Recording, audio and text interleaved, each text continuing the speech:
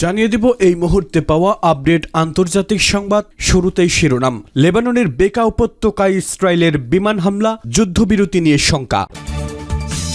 এরপরে রাজনৈতিক স্বার্থে জিম্মি বিনিময়ের দ্বিতীয় ধাপে বাধা দিচ্ছেন নেতানিয়াহু। জানিয়ে দিব সিরিয়ায় মার্কিন বিমান হামলায় আল কায়েদা নেতা নিহত। এরপরে ইউক্রেনকে ছাড়াই শান্তি আলোচনা, জেলেনস্কি কি মানবেন? সবশেষে পুতিনের সঙ্গে খুব শিগগিরই সাক্ষাৎ করবেন ট্রাম্প। শুনছিলেন সংবাদ শিরোনামগুলি, এবারে বিস্তারিত।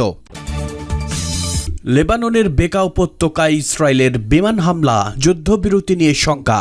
ইসরায়েলি প্রতিরক্ষা বাহিনী রোববার জানিয়েছে তারা লেবাননের গভীরে বিমান হামলা চালিয়েছে। আইডিএফ দাবি করেছে তারা হিজবুল্লাহর বেশ কিছু স্থাপনায় হামলা চালিয়েছে, যেখানে গোষ্ঠীটির কার্যক্রম পরিচালিত হচ্ছিল। আইডিএফ এর বিবৃতিতে বলা হয়, হামলায় রকেট লঞ্চার সহ অন্যান্য অস্ত্র ভাণ্ডার ধ্বংস করা হয়েছে। আইডিএফ জানায় হিজবুল্লাহ এসব কর্মকাণ্ড ইসরায়েল ও লেবাননের মধ্যে চলমান সমঝোতা লঙ্ঘন করছে।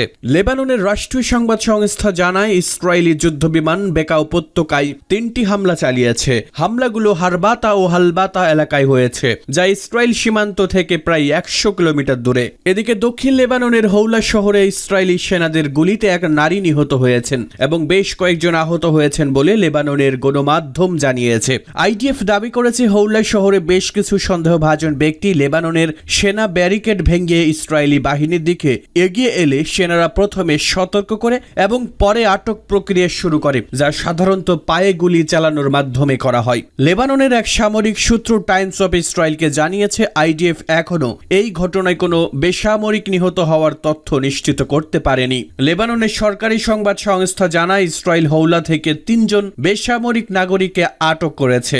আইডিএফ দক্ষিণ লেবাননে এখনও মোতায়েন থাকা সেনাদের সতর্ক করেছে যে কেউ যেন তাদের অবস্থানের কাছাকাছি না আসে। লেবাননে ইসরায়েলি হামলায় এমন এক সময় হলো যখন 18 ফেব্রুয়ারির মধ্যে ইসরায়েলি বাহিনী দক্ষিণ লেবাননের বেশিরভাগ এলাকা থেকে সরে যাওয়ার কথা। তবে ইসরায়েল স্পষ্ট ইঙ্গিত দিয়েছে যে তারা পুরোপুরি প্রত্যাহার করবে না এবং 5টি কৌশলগত অবস্থানে সেনা মোতায়েন রাখবে। যুদ্ধবিরতির শর্ত অনুযায়ী হিজবুল্লাহকে লিটানি নদীর উত্তরে সরে যেতে হবে এবং দক্ষিণ লেবাননের সব সন্ত্রাসী অবকাঠামো ধ্বংস করতে হবে। তবে ইসরায়েল অভিযোগ করেছে লেবাননের সেনাবাহিনী এখনও কার্যকরভাবে দক্ষিণাঞ্চলে মোতায়েন হয়নি এবং তারা হিজবুল্লাহকে সংগঠিত হতে বাধা দিচ্ছে না। হিজবুল্লাহর উপপ্রধান নাইম কাশেম এক টেলিভিশন ভাষণে বলেন, ইসরায়েলের অবশ্যই 18 ফেব্রুয়ারির মধ্যে পুরোপুরি সেনা প্রত্যাহার করতে হবে। কোনো অজুহাত গ্রহণযোগ্য হবে না। এটি নিশ্চিত করা লেবাননের সরকারি দায়িত্ব।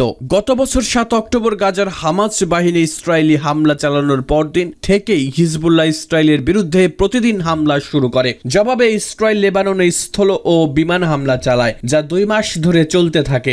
ইসরায়েল জানায় তাদের অভিযানে হিজবুল্লাহ শীর্ষ নেতাদের অনেকেই নিহত হয়েছে এবং গোষ্ঠীটির সামরিক সক্ষমতা মারাত্মকভাবে দুর্বল হয়ে পড়েছে। যদিও নভেম্বরের একটি যুদ্ধবিরতি চুক্তি হয়, কিন্তু সাম্প্রতিক হামলা ও পাল্টা হামলার ফলে এই চুক্তির ভবিষ্যৎ নিয়ে শঙ্কা তৈরি হয়েছে। বিশেষ করে 18 ফেব্রুয়ারির মধ্যে ইসরায়েল সেনা প্রত্যাহার না করলে নতুন করে সংঘাত শুরু হতে পারে বলে আশঙ্কা করা হচ্ছে। রাজনৈতিক স্বার্থে জিম্মি বিনিময়ের দ্বিতীয় ধাপে বাধা দিচ্ছেন নেতানিয়াহু। ইসরায়েলের প্রধানমন্ত্রী বেনিয়ামিন নেতানিয়াহু ইসরায়েল হামাস জিম্মি বিনিময় চুক্তির দ্বিতীয় ধাপ বাস্তবায়ন ঠেকানোর চেষ্টা করছেন বলে দাবি করেছেন একজন সিনিয়র নিরাপত্তা কর্মকর্তা। ইসরায়েলি গণমাধ্যম ইয়ানেটকে দেওয়া এক বিবৃতিতে এই কর্মকর্তা জানান, নেতানিয়াহু রাজনৈতিক স্বার্থে জিম্মিদের জীবনের বিনিময়ে কৌশল অবলম্বন করছেন। তিনি বলেন, রাজনৈতিক স্বার্থ হাসিলের জন্য জিম্মিদের জীবন নিয়ে খেলছে নেতানিয়াহুর প্রশাসন। প্রতিবার মনে হয় এর চেয়ে নিচে নামা সম্ভব নয়, কিন্তু তারপরও দেখা যায় আরও নিচে নামার পথ এখনো বাকি রয়েছে।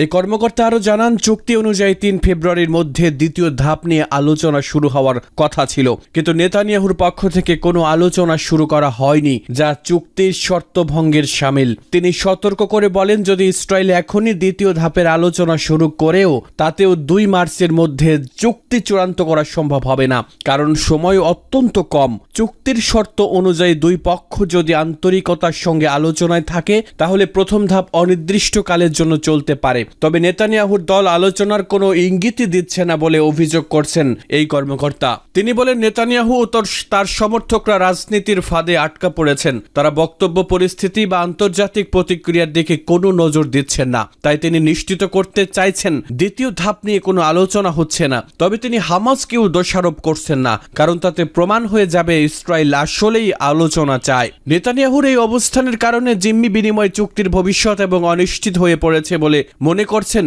বিশ্লেষকরা। এদিকে রোববার মার্কিন প্রেসিডেন্ট ডোনাল্ড ট্রাম্পের মধ্যপ্রাচ্য বিষয়ক দূত স্টিভ উইটকফ জানিয়েছেন, ইসরায়েল হামাস যুদ্ধবিরতির দ্বিতীয় ধাপের আলোচনা কিছু জটিলতার সম্মুখীন হলেও এটি অবশ্যই শুরু হতে যাচ্ছে এবং প্রেসিডেন্ট ট্রাম্প এটি বাস্তবায়ন দেখতে চান। সিরিয়ায় মার্কিন বিমান হামলায় আল কায়েদার নেতা নিহত।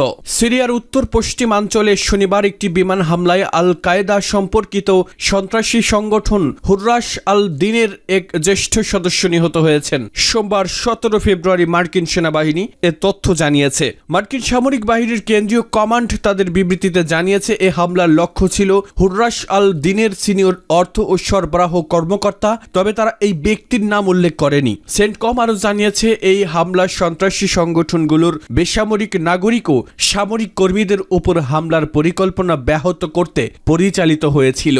এর আগে 30 জানুয়ারি সেন্টকম আরেকটি বিমান হামলায় হুররাস আল দিনের সিনিয়র সদস্য মোহাম্মদ আলাহ আল জাবিরকে হত্যা করেছিল।